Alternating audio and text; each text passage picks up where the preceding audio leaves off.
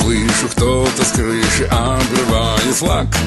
Значит, красные к утру заедут к нам в кишлак. Значит, целый день разверстка, а потом запой.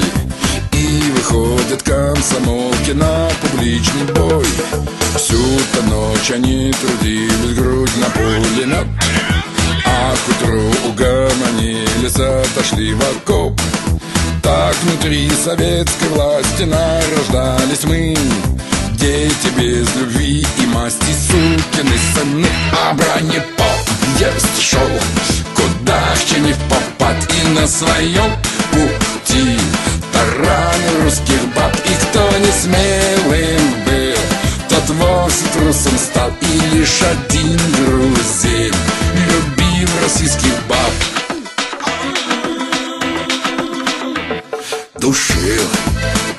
А я вижу, товарищи, вы не сражаться не хотите. Слушай, товарищ, слушай, товарищ. Слышу, кто-то с крыши обрывает флаг. Значит, белые к утру заедут к нам в кишлак. Значит, целый день разверстка, а потом запой. И опять все комсомолки на публичный бой.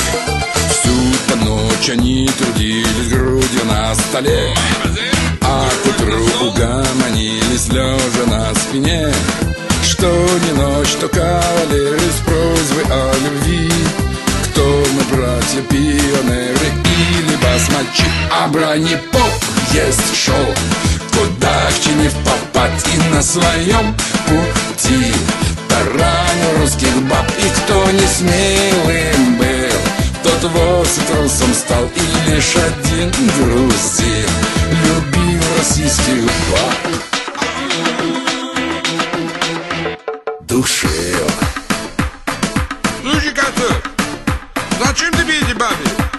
Как зачем? Как без них, дорогой? Бабу хочу.